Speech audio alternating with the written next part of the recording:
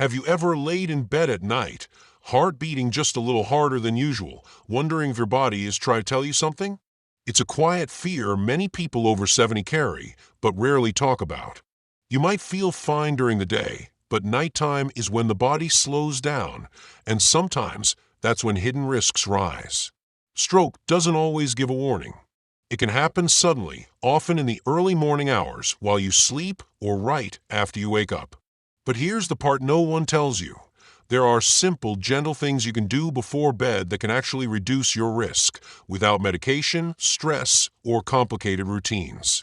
In this video, I'll share 3 bedtime rituals that can help support your heart, calm your nervous system, and gently lower your stroke risk night after night.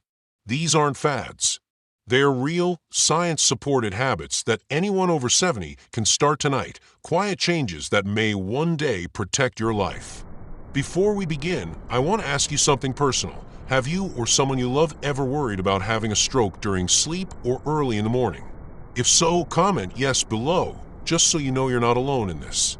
And if you want more quiet, life-saving habits that truly work for those of us over 60, please hit subscribe, because your health, your rest, and your future matter more than ever now. Number 1. Cool down your bedroom to protect your heart and brain. It's easy to overlook the temperature of your bedroom. After all, you've likely been sleeping the same way for decades, bundled under heavy covers, maybe with the heater running or the windows tightly shut to keep the night chill out. But after age 70, your body's relationship with heat and sleep begins to change in quiet but critical ways. What feels cozy might actually be putting stress on your heart. And what feels like comfort could be quietly raising your risk of stroke during the night. Researchers have known for years that the body needs a cooler core temperature to fall into deep, restorative sleep. But new findings show that this is even more crucial for older adults. According to a study published in Science Advances in 2022, people over 60 experience significantly lower sleep quality when their bedroom temperature exceeds 70 degrees Fahrenheit, with sleep efficiency and heart rate variability both declining. Why does this matter? Because poor sleep and elevated nighttime heart rates are both known to increase the risk of cardiovascular events, including stroke. Dr. Matthew Walker, a neuroscientist and author of Why We Sleep, explains that the ideal room temperature for seniors is typically between 65 and 68 degrees Fahrenheit. At this range, the body is able to safely reduce its internal temperature by about 1 to 2 degrees, just enough to trigger the deep, slow-wave sleep that allows the heart and blood vessels to repair overnight. When the room is too warm, your body has to work harder to cool itself down, leading to increased heart rate, shallow breathing, restlessness, and even spikes in blood pressure while you sleep. I remember talking to a woman named Loretta, 73, who had suffered from high blood pressure for years. She told me, "I thought I was doing everything right. I was eating better, taking walks, watching my salt, but I still woke up groggy, sometimes even with a headache." Her doctor asked her a surprising question: "What temperature is your bedroom at night?" Loretta laughed. "I sleep with the heat on. I don't like being cold." Her doctor explained that many older adults develop a decreased sensitivity to internal body heat, meaning they may feel cold even when their bodies are actually overheating. So Loretta agreed to make a few changes. She swapped her heavy comforter for layered blankets she could adjust during the night. She cracked her windows slightly. She kept her thermostat around 66 degrees Fahrenheit. Within 2 weeks, she reported deeper sleep, fewer night sweats, and, most importantly, her morning blood pressure readings began to drop steadily. But this isn't just about comfort. It's about biology. When your body sleeps in a slightly cooler environment, your vagus nerve, which helps control blood pressure and heart rate, remains more active, promoting calm, steady rhythms throughout the night. This reduces your risk of nocturnal hypertension, a major contributor to stroke among people over 70. Cooling down your room isn't about being cold, it's about being safe. It's giving your body a chance to repair, to rest, and to regulate itself without added strain.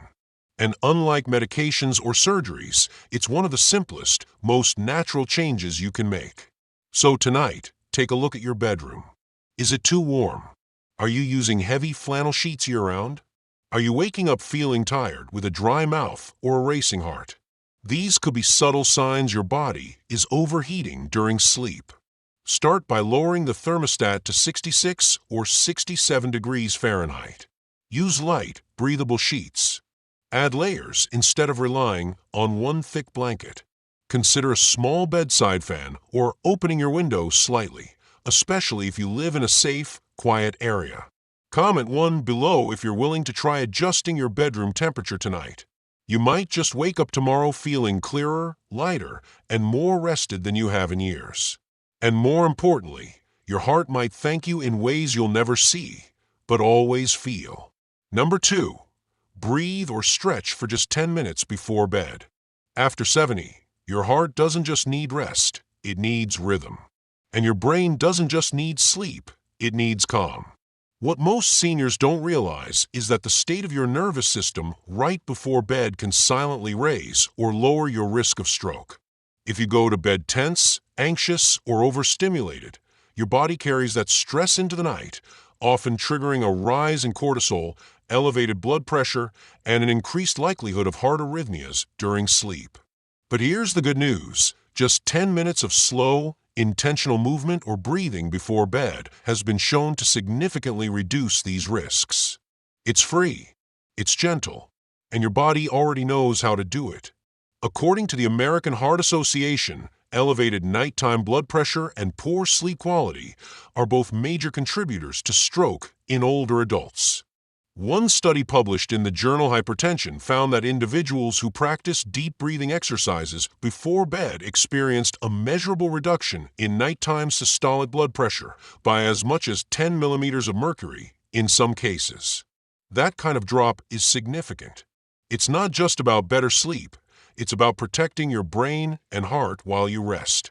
Stretching also plays a powerful role.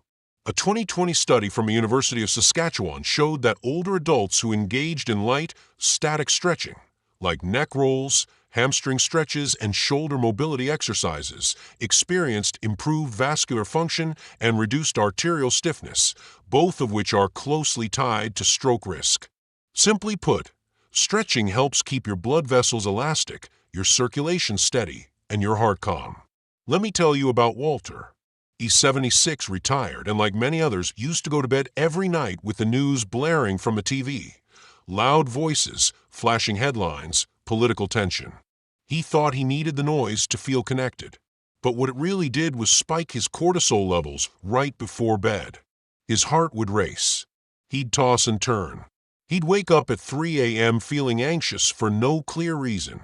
His doctor, who specialized in geriatric cardiology, gave him an unexpected prescription: silence breath and slow movement. Walter was skeptical, but he gave it a try. He turned off the TV an hour before bed. He dimmed the lights. He sat in his favorite chair and began doing what his doctor called box breathing. Inhale for 4 counts, hold for 4, exhale for 4, hold again. He also added 3 stretches: neck circles, shoulder rolls, and seated leg extensions. Within 2 weeks, Walter was sleeping through the night. Within a month, his resting blood pressure had dropped from 144/90 to 130/82. His doctor smiled and said, "That's your body thanking you." This is a meditation. It's not yoga. It's not spiritual, unless you want it to be. It's about physiological control, retraining your nervous system to downshift into a relaxed, healing state before bed. When your body sleeps in calm instead of tension, your blood vessels stay more stable. Your heartbeat remains gentle. Your brain doesn't get startled awake at 2 a.m. from a spike in adrenaline. That's where stroke risk begins to fall, slowly, silently, and steadily. So tonight, turn off the noise. Find a quiet corner. Breathe like the waves. Stretch like you're unfolding old paper. Give your body the signal it has been waiting for all day. You're safe now. You can rest. Comment 2 below if you're ready to give yourself this gift before bed, even just for a week. Sometimes the greatest protection comes from the quietest rituals. Number 3. Stop drinking fluids 90 minutes before bed. It's one of the most overlooked habits that can quietly raise your stroke risk after 70, drinking fluids too close to bedtime. It seems harmless. A warm cup of tea, a glass of water, maybe even a little juice before sleep. But what feels like a calming ritual can actually become a dangerous routine, especially if it causes you to wake up multiple times in the night to use the bathroom. Why does this matter? Because when seniors rise quickly from bed, especially from deep sleep, their blood pressure can drop or spike dramatically. This sudden change, known as postural hypotension or nocturnal hypertension, can trigger fainting, dizziness, and in many cases, early morning strokes. And unfortunately, the most common time for strokes to occur in older adults is between 4 a.m. and 6 a.m., precisely when the body is most vulnerable after being jolted awake. According to the National Institute on Aging, aging causes changes in the kidneys that affect how your body processes and eliminates fluids. This means more frequent urination, especially at night.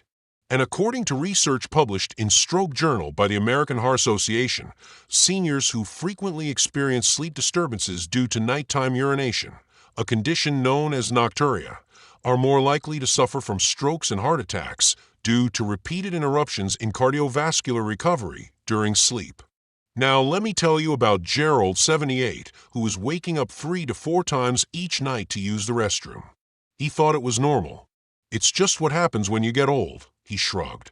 But every time he got up, he felt lightheaded, unstable, once even blacking out momentarily. His doctor finally asked him to write down when he drank his last glass of water each evening. It was usually around 9:30 p.m., just an hour before bed. With that one observation, everything changed. Gerald moved his final drink of the day to at least 90 minutes before bedtime. He took slow sips throughout the day instead of gulping water in the evening.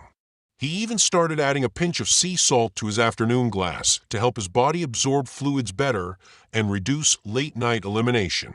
Within 2 weeks, Gerald's bathroom trips went from 4 to 1 per night. His sleep was deeper. His blood pressure in the morning was more stable. And most importantly, he felt safer and steadier every time he got out of bed. What most seniors don't realize is that hydration timing matters just as much as hydration itself. Your brain and heart need deep, uninterrupted rest at night to lower inflammation, regulate hormones, and maintain healthy blood flow. Constantly waking up disrupts all of that and forces your body into fight or flight mode when it should be healing. So here's what you can do. Stop drinking water, tea, or juice at least 90 minutes before bed. If you take medications at night, ask your doctor if they can be taken earlier in the evening. Focus on drinking most of your fluids earlier in the day, especially before 6 p.m. And if you're thirsty before bed, try a small sip instead of a full glass. Comment 3 below if this is something you've never thought about, but now realize could change the way you sleep and possibly even protect your life. Because sometimes protecting your brain starts with simply letting it rest, undisturbed, and in peace. If you've stayed with me through these quiet, powerful habits, thank you. Because that means you care about your health in a way that goes beyond quick fixes. You understand that real protection, especially after 70, doesn't always come in the form of a pill or a hospital visit. Sometimes it starts in the stillness of your bedroom, in the choices you make before you close your eyes, in the way you treat your body not with fear, but with deep respect. Stroke is a word no one wants to hear. But here's the truth many seniors don't realize. Most strokes don't come out of nowhere. They arrive quietly. After years of stress, poor sleep, nighttime strain, and habits that seemed harmless until they weren't. But tonight, you have the chance to shift that path. Not with fear, but with love. For your heart, for your brain, for your future. You don't have to do everything at once. Just start with one of these rituals. Lower your bedroom temperature a few degrees. Take 10 minutes to stretch and breathe before bed. Or try moving your last glass of water to earlier in the evening. These aren't sacrifices. They're gifts. Small, consistent acts of care that speak to your body and say you're safe now. Rest. Heal. Your nights matter. And so do you. If this video brought you clarity or comfort, I'd truly love to hear from you in the comments. Which of these bedtime rituals are you going to try first? Your story might help someone else find the courage to change, too.